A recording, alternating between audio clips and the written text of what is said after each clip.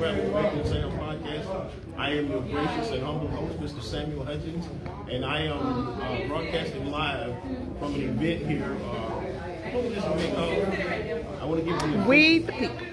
We the People. This is called We the People. It's centered around voting rights, the importance of voting, and we cover a myriad of topics such as book banning and things like that that are really the hot button topics in the nation, not just in our nation, as burning suns right now. And right now, after we're doing an interview, we were supposed to do an interview, but they had to catch a flight or they had to get out due to time constraints and things of that nature. We can't. Anyway, we are here again. This is the guy Sam from the Sam podcast, and here today with you. Well, I'm gonna let my guest introduce you. Tell me who you are and tell us a little bit about yourself. My name is Terrence Zach. I'm the executive director of the Bankhead Boys Association, and I'm here to talk about my youth program and the advocacy and education. And we're seeking to find a facility in Atlanta, Georgia that can house us and meet the accommodation of us and also staff our organization up so we can serve more youth. That's a great thing that you do, and one of the things that we touched on here and tried to expound on a little bit was about our youth, our generation, and the passion or lack thereof about the importance of voting and things like that. As we alluded to some of the people in the room, I think our generation did not do a great job of letting you guys know how important that was. And now we turn around and say you guys don't care enough about it. So before we get to your organization, could you speak a little bit about what this event meant and what and you had a great segment when you spoke. Could you just kind of let the people out there know what it is about this event that made it so important and why you were so passionate about the way you felt about it? It's about growing, providing knowledge, and bridging the gap, because the sun's going to set on us all one day. If we don't pass on our legacy on to the next generation, then it's going to get lost in translation. And a lot of things we covered and value are going to no longer be around. And it's going to be a story, a history like the dinosaurs, like what happened then. And this forum was designed to open the masses' eyes about book banning, which I think is a terrible thing to restrict people to read certain things or being able to look towards certain literature for guidance. Yeah, and the word that I kept hearing was about a narrative that keeps pushing. And we live in a society now, and you can agree or disagree with this, you can let me know after I comment, where the truth is no longer the objective anymore. It's about an ideology and a narrative that can be pushed, or an agenda that can be pushed, and the truth is the last thing that's concerned. And what I kept hearing a lot today, even as our guest speaker Bernard Sim was speaking about, it was about the information that we don't have, and why were they afraid for us to have that information? And I think where I'm coming from, when you have the information and you know what you're coming from, and you see people that look like you doing positive things as opposed to the stereotypicals that we see in the news, like we gravitate toward the drug dealer, we gravitate toward the pimp, we gravitate toward anybody that's living foul, by any means the debauchery or how they live, by any means necessary just to get an easier way of life. It's not about creating and inventing things because we don't think we're capable of that. But when we don't know that that's where we come from, that's not something that we tap into. I think that was what was spoken of today. You care about, you could expand on that. Okay. It's about history. You have to know where you came from to know where you're going. Amen. And it's about having others around you with like minds to elevate those who are lost, or the youth, or the elderly. Because I heard a lot of trauma and fear. People afraid to vote. People was taught to do this by their parents. It's a bunch of traditions that was bred from an era that's long past, that's still being passed down, and they want things to change, but they're not changing the tradition. They're not creating, inventing new ways to do things. From my understanding, the definition of insanity is doing the same exact thing over and over and expecting a different outcome. And I heard a lot of repetitive action about voting and book banning, and it was all pretty much like the old people say, from mouth to ear. It was just taught knowledge, and nothing was pretty much added to it. My mom told me don't do this, so I didn't do it, and I never took the time to understand why or explore what would happen if I do it or have done it, because her mom told her, and so forth, so on. So it was a whole big old gap between fear and tradition in comparison to being adventurous and getting your own story. Yeah, and I think when you go back to that tradition, and I don't think there's anything wrong with tradition, because tradition basically is where you're going to get your foundation from. But I think what we break down and what we fail is that the lessons that we learned from creating the traditions that we did. Because we were supposed to give you, say, to use an analogy, so Windows 95. Windows 95 worked fine for people who were of that era. But Windows 95 doesn't work for people of this era. You see what I'm saying? Now you're talking about Windows 10, 11, 12, something like that. That's what you're talking about. But the basis of all of that came from Windows 95. So you can't say that Windows 95 was irrelevant, because it took Windows 95 to get you to Windows 12, wherever we are now. But what I'm saying is, what I mean to say this though, but the people who created Windows 95, or in this case, tradition, was supposed to tell you what the next step was. But we didn't tell you guys what the next step was. We kind of put it in you guys' head without saying it. This is what we did, so this is what you do. And it's like you said, what we did worked for us then, but what we doing now is not going to work for you, because the basis of what real work, and anybody with the work that they saw understand collective. The collective bargaining agreement only works when the collective are together and they stand together. And that is the part that's not going to change. Tradition was about standing together, and what the change that we need now is going to happen because people are going to have to stand together. And what I alluded to in one of my comments, I was saying, as part of the problem is that we worry about who's going to get the credit. We worry about small stuff like that. Like, if it's not my idea, it's a bad idea.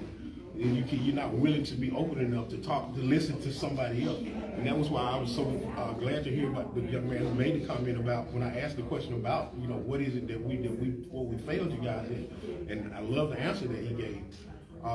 So tradition has its place, but we have to understand. But sometimes it's misplaced. But it does have its place because that's where you get your foundation from. But again, there's a conversation that needs to be had, and like I said, we don't have all the answers. That's why I think it's necessary for forums like this to have the conversation, because the answer can be found in that conversation. What are your thoughts on that? I agree. For me, raising my young men, my boys, Yes. I'm very young, 16 years old, so I'm essentially a stereotype of a child raising a child.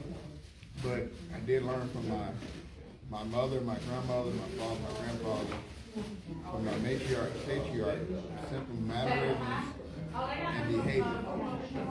Tradition is great, but tradition is there so you don't lose your way. There you go. You're supposed to make new mistakes. I understand that. That's why I teach my children and teach children in my youth program. I fell down and bust my head and touched the hot stove. I tell you that the stove is hot so you don't touch it. It's a tray right here. But tradition, most people do not look at tradition in that fact as a teaching tool to evolve. I told my children they shouldn't make the same mistakes I make. They should make new mistakes, and they should do the same thing as children. But for us, as people, as a whole majority of the body, the tradition is doing the exact same thing over and over again, and that's being stuck in the stuck point. And one of the things I didn't hear here was in this forum was about the importance of values and morality and how that relates to decision making. Could you expound a little bit more on what it is that you actually do for your young men? What is that something you try to instill in them and place them in understand? I was trying to govern myself according to where I was going. A lot of people were voicing their opinion, and then they was imposing their opinion on others instead of letting people come up to their own opinion. Like, as far as religion and race, I don't voice my opinion on my children. I'm there to guide them if they have questions about it and find a way. And the morals, ethics, and values that I display to the youth of my program and to my children stems from what I do, from me, what I seen growing up, but from my learning, my failures, my trials and tribulations. That's how that's what shaped every person on this planet. They come up with their opinion. That's their life story. Like young man was speaking about his mom's fear of being in home when the street lights on across the road. That's something that her mom could have hurt because the time was different and it was called a massacre or something at that time. It was something that instilled that fear. And my mom was afraid of dogs. Now my sister was afraid of dogs. For no reason, my mom was bitten by a dog, but it was taught behavior. So my sister didn't know I was afraid of dogs. Like, what's going on here? What's going on? And I understand. And the one thing about what our parents taught us was the thing I always like to say about every individual on the top side of this earth, and even the ones that are buried in this earth, you are all the sum total of your life's experience, what you went through, how you handled it, and what it taught you. And you can go through the exact same thing that somebody else went through, and it still may teach you something different. And what she was telling him was, vote for these people because these people, when you vote out of fear. And but that was the way that she was raised. And once he got to a mindset, I think he said he was 16, he was like, I don't understand your ideology. You're telling me to do this, but you're not telling me why to do this. And that was the thing that was missing. And one thing I will, and I firmly believe this, and I stand on this: fear will keep you from opportunities. It will stop it. If you're afraid to try something, then you will never try something that maybe the answer to what it is that you were looking for. So you're doing it out of fear. That's a bad place to operate from in any situation. So I think when he got to be when he's a young adult, I think he's in his 30s. Yes. I don't know if he had children or not. And the thing is, me and my brother Dale, he's an ordained minister. Shout out to Dale at Snellville Christian Church. And the thing that we taught our kids, we didn't teach them to be Republican or Democrat, but we taught them to get the information. And you decide. Do not just stand around and look into a talking point or a talking head who speak with such passion and veracity. Well, he got that much passion for it, it's got to be true. That's not necessarily true. Do your own research and know that these people that who you voted, know their history. Did they switch up? Did they used to be Democrat and then turned into a Republican? Or were they part of the KKK? Or were did they just? Now they say that they like black people because you can go on the internet and Judge Joe Brown is probably one of the most honest people I ever seen on the internet. What he said about Joe Biden was he said we would have to be absolutely crazy to vote for Joe Biden because he was an intern in law school when Joe Biden was speaking and some of the racist rhetoric that came out of his mouth. And now he wants to tell people that he's been enlightened. He said he doesn't believe it, but that's his point of view. Because, people can't change it. We don't know if he's changed. But had we had that information, then we would look, maybe I don't really want to vote for Joe Biden or not. I agree. As far as Donald Trump, years ago he was a Democrat. He only switched to Republican to run for president so he get elected. Yeah. Well, he used to be a whole bunch of stuff that we're not going to get into.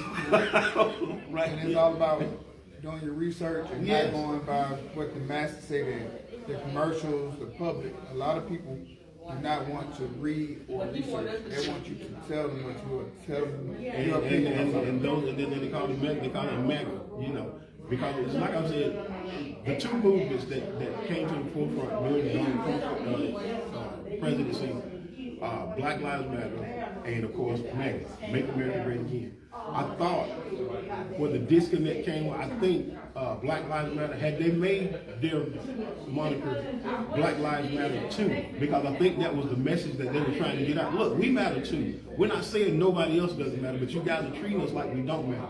I think had they put that on there, Black Lives Matter too, I think that would have went, and then you would have such a political uproar about, so you're trying to say black people, because people will be looking for a reason to downplay or to discredit what it is that you're saying. It's when it started out something positive. And MAGA, Make America Again. Yeah. What do you do with that? Because when was Make America Great? Just leave off the again. Correct. If he'd just said, let's make America great. Because when he put that again back on there, we started, black people and people of, when was it great for us? Exactly. When was it great for us? When we were getting killed because we just simply wanted the right to vote? Was it great for us when we were not allowed to go to the same bathroom, when we had to go back? You want us to go back to that? That's the again that most black Americans and people of color, that's what Americans they thought. And then he said, well, that's not what I meant. But that's what you said, and that's what you didn't take it, and you didn't care if we understood it or not. which is why some people took it. Like I said, if they'd have dropped one word and the other one would have put another word on, I think we would have been a whole lot in a whole bit of different thing, a whole different light than what we are politically about this country. Because it's about, again, it's not about truth anymore. It's about an ideology and a narrative that can be pushed on people, and that's what's going on there. So that's what I agree. It's semantics. People use words right now. If you give a person a vague description, they're gonna fill in the blank. Absolutely. One of my great friends told me that when it comes to reading, you don't really need to know how to spell, or you can misspell words, because the human brain is trained to plug in and fill in the blank. And like politics and religion and academics, if you leave enough blanks, people can make up words. And the narrative and the truth will not be there. It'll be a narrative, it won't be the truth. I have an age-old saying that you too old to have an age-old saying. I have an age-old saying. Ask a lot of people, can the truth change? A lot of people say no, and they're absolutely incorrect. The truth changes with the facts. Well, see, and that's why I'm gonna push back on that, because I gotta say it, the truth is never personal. And I'm gonna tell you something, because of that, it doesn't care about your feelings. Correct. It doesn't care about who you are. It doesn't care about if you're a man or a woman. It doesn't care about if you're a Republican or a Democrat. The truth, it's not personal. Correct. You see what I'm saying? And any truth that is no longer truth was never the truth to stand to begin with, because the truth stands. I would The disagree truth with stands. that. And we can expect it does. But like I said, the truth stands. And if something is true and then turns out not to be true, it was never the truth to begin with. And that's my opinion on it. Yeah. That's my opinion on it. I like absolute truth can't be refuted or denied. The truth changes with the fact, even when it comes to medical, health, and things of that nature. And that's why controversy is so broad and rampant, so like a wildfire. Because when you leave things vague, and people start plugging in the dots and making their own truth, And that's what I'm saying. You make their own to be truth. true. That's true to you. A person can pass a lot of tests if they truly believe what they're saying is true. And a lot of things. Well, a lot of people believe a whole lot of stuff that's not true. But I mean, it's like I always say, just because you believe it doesn't mean it's true. Correct. Okay, and just because you don't believe it doesn't mean it's not true. It just means you don't believe it. Correct. And I hate to say it, but this is a great conversation, and I gotta have you back on. Yes, sir. But we gotta take some time. Like I said, this was kind of like makeshift, and I appreciate you stepping in for once people who were supposed to be gone, but they're still here. But anyway, we're not gonna say nothing about that. But anyway, again, give them your name and tell them more about your organization and where you're located at, and if we can help this young man in this area, because my podcast reach, I'm up to like 1,500 subscribers now. So I got some people in his area. If you guys know something that can help this man out.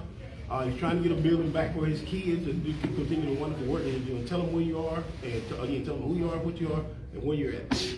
Yes, sir. My name is Terrence Zachary. I'm the Executive Director of the Bankhead Boys Association. We're based out of Atlanta, Georgia. We're an at-risk program that's designed to help young men in West Atlanta become better and more productive citizens.